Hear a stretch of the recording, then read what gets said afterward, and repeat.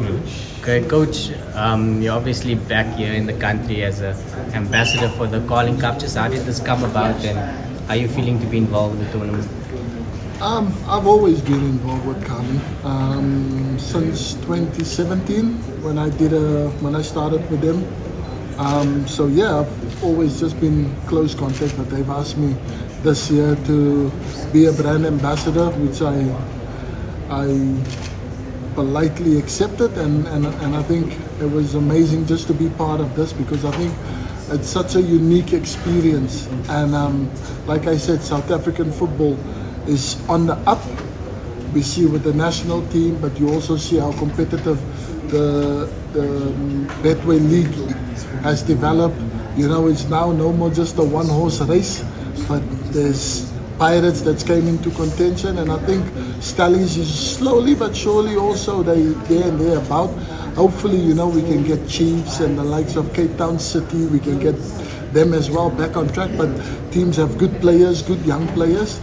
But this Carling competition in particular is special because it's just of the uniqueness of where they involve the fans with that, and it's also a platform where fans can not just watch football matches, but you know, you can make money on the side of it as well, and I think that's always a good thing when there's an incentive to it, you know. And we want to get fans back into the stadium, and this Carling Black Label knockout provided the fans with that opportunity, and like we said, we did see a huge spike of having fans at the stadium, and you also see better performances. So that was just a small part that I could play in, and you know, engaging with the fans and encouraging people to come more to the stadiums and support, and so that we can see better football and more goals, of course. Coach, just to add on to that, what does it say? You played this cup where it was just two teams, and you've done your magic there, talking about it, that the hate is still there. Looking at now, having all the teams having a go at the cup, in the Carling Knockout Cup, and now into this Carling All Stars being chosen, it's probably something like that we've hardly seen in football. What does it say to a Benni of yesterday playing today? That I wish I was still playing, because where do you get 100,000 match bonus? And I know man of the match performance, and you get massive bonus, and that's more than what players earn at some clubs. So you know, it's a great incentive.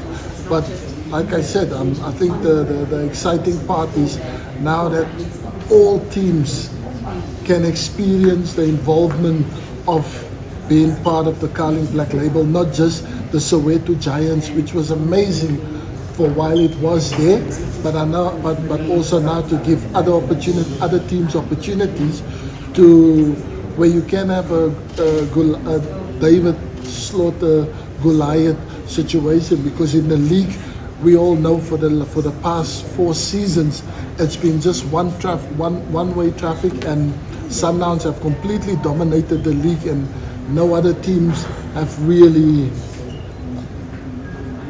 got close to them. But in the cup competition, it's an opportunity where it's a one-off game. You have the couple of 4, 5, 6 games, then you find yourself in the cup final, and in the league it doesn't happen that way. So it was just a nice platform where teams can get involved, and there you have it.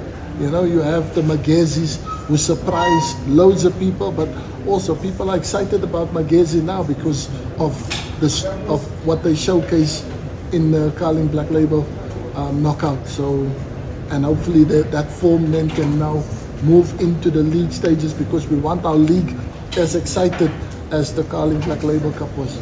Coach, speaking about the one-horse race, was talks about you meeting with the one-horse race in Europe for tea. Did anything come about it? Has there any been contact again after that?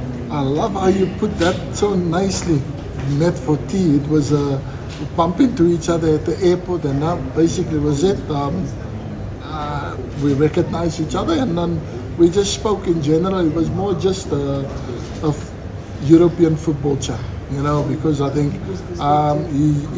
Fleming just explained the time when he worked for Chelsea as one of the international scouts, and he was based in Portugal, and it was at the same time when I was playing at Porto. So we basically just touched on that, talked about football, modern day football and South African football, and that was it. Never came up where there was insinuation from his side or from my side that there could be a collaboration of joining the club that he was working for. It was just honest, just normal chat, and that was it. Because I think the club, they've made the decision with the coaches that they have, and they're doing well. So I don't see why they should go in and interfere there. And just because I'm no more at a club doesn't make me, available to join. And like I said, I want to challenge. I want to challenge if it's the right project for me, and it concurs with the club that's interest. Then those are the challenges that I want. I don't want to just go into any job just for the sake of, because I want to coach. I'm not that desperate. So I'm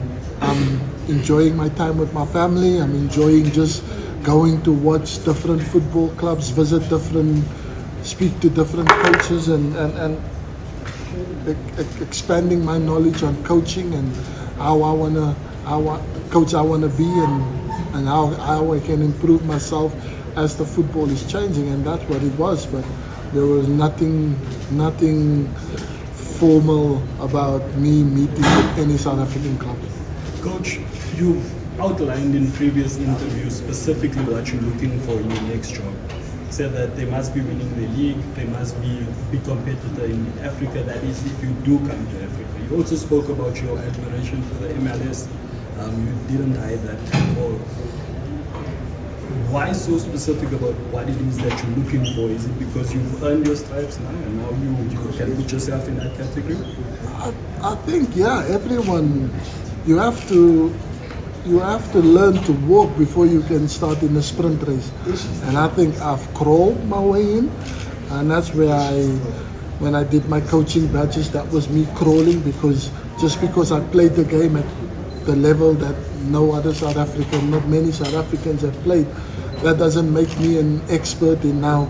You take the experience from a player into coaching, but I went and educated myself, started right at the bottom, and then worked my way all the way up till I got my pro license, which was in a period of 5 years of my life that I dedicated to go in and educate myself in a coaching way, as much as I know on the field what it takes to be a player. But as a coach now, I also know, and I'm still learning. So I've done that, and I became an assistant coach in Belgium. I worked in Scotland as well with Celtic and Hibs, also just learning my trade and learning from the coaches that I had. And then I got my opportunity at Cape Town City, and that was also me still crawling, because I was a rookie coach. It was my first time on the job as a head coach, and it was okay. There was a lot of things that I didn't do well, but it's part of learning. And then Amazulu, what I've learned from my experience at Cape Town City, I took over with me to Amazulu, and also I made mistakes, but I also thought my journey into becoming the type of coach that I want to be, I was edging ever closer to that. So that was me now at the bottom feeding, and the Man United opportunity came, and that's now when you're in the elite category, then you get that. And how many South Africans can ever say that you even dream of having such an opportunity? So I did that. Yes, I wasn't the head coach, but I was part of a technical team that had to change the club's fortune, and we did that in some degree, So I think now I think I'm what I've learned, what I've gained, everything, the experience with the caliber of players that I've worked with. I think it will be a crime if I go back now all the way to the bottom. So I think my standards that I set now, is that level, that you want to work with that level of players, where the job that you go into, you become almost what Arsenal did under Arsene Wenger. You want to become invincible. I want to manage a team now that I want to have consistency, not just for when you play the games that matters, but every game. If it's friendly matches, I want to coach players. I want to have a team that have that mentality. Friendly games is cup finals, you know. So that's the standards that I set. So yeah. So unfortunately, I know you're reaching high, but if you don't want to reach there, then you might as well not do it. And that's my standards that I set for myself. So that's what I want, and that's what I'm going to get. I'm sure of that. Benni, Pirates are back in the Champions League now, and they've made a very good start in the league. When you look at things and your experience with the stages, do you think they should prioritize one or the other, or try and go at it on both fronts? Listen, I think Pirates done amazing so far. You know, they have, but as you put it rightfully so as well, at some point there's going to have to come a point where you have to prioritize, especially when it becomes tough, because Pirates have, pardon me, they've not played in the Champions League for a couple of years now. Sundowns have year in, year out. So they are probably more advanced than Pirates in this situation, with all the travellings and then coming back a day before a match and then having to prepare or ready to go and tackle and play in the league. So it's going to be tough for them. So I hope they have a big enough squad and enough squad depth that they can rotate, because they're going to have to do that. They're going to have to rotate, and that rotation have to be spot on as well. You can't be thinking you don't need to win these games, because I think when you're on the heels of Sundowns, it's continuously. They are a machine. They know how to win. They know what it takes. So Pirates gonna have to deal with that. But I think they can manage. They're managing so far really good, and it's just about how much they can keep their best players fit. That's the most important, not getting injuries and that. But I wish them all the luck, because so far so good, and it's only another strength for South African football, you know. If I can have a second bite of the cherry, in a prior conversation with your agent, he said that there were advanced talks with an MLS club, but because the season is coming to an end, it will probably only happen next year if it were to happen. Maybe you can just give us an update on that and maybe how it has gone. Yeah, no, I had 3 teams I've spoken to. I had interviews with technical directors from 3 MLS clubs, and like I said, their focus now, their league came to an end, and one of the teams was in the playoffs and 2 didn't make it. So now they will assess and look at their season, and then decide on the coaching change probably. And I will probably get to know within the next month or so how things will go. But I'm optimistic about that. And like I said, I think I'm global now. I'm not just South African anymore, you know. And I want to expand. I want to spread my wings. Pizzo is doing it, even though it's not EPL or that, but he's the one that's setting the standards, and now someone else needs to follow, and I think I'm in the perfect position to do that. So I want to follow in that footstep. So hopefully something comes of it, because I think I've got a lot to offer. You know, I'm a young coach. I know the game inside out from a player's perspective and now from a coaching perspective, and I know the do's and what not to do. So I'm not, and I think the club that I do end up coaching one day, they'll be better off. Coach, if I can take you back just a little bit last time.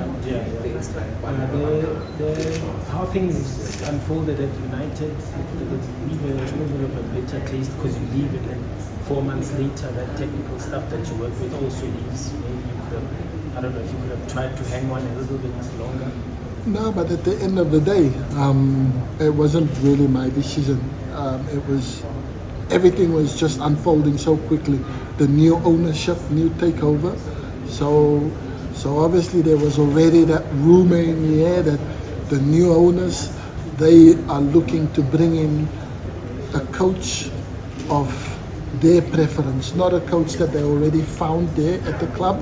So that was, and you saw in the off season were them looking at few different options, and then at the end when they didn't get what they wanted, they go on. And my contract was also coming up to an end, and I was in conversations with the ownership, with the leadership, but in my head already, for me, I thought I was ready to coach. You know, I loved my role there. It's the club that I supported as a kid. You know, I still do, and I loved what I was doing. But just once you sit on that driving seat, it's difficult to go and sit at the back or be in a passenger. So I was itching, and you know, so that urge was just really coming. And I honestly, I would have probably been in a massive pickle if the club had asked me to stay on, to sign a new contract. What I would have done, because my heart was wanting to coach, and I thought 2 years was enough for me. You know, not that was it one of the best clubs in the world, but when you want to coach, you can't fight your desire, and that was my desire. So it was up. So when the club also never offered me a contract, so it was just far more easier to walk away than that. So there was no bitterness. I absolutely love the club. Now I'm still back to being one of the biggest supporters, just not with inside the club, but I speak so to a lot of the players because of the relationship that I have with them, and yeah, so we touch base, and that's it. Drop names? Sorry? Drop any names? Drop names Yeah. off? Players that you still communicate with? Really good players and important players. That's good. Thank you, Coach.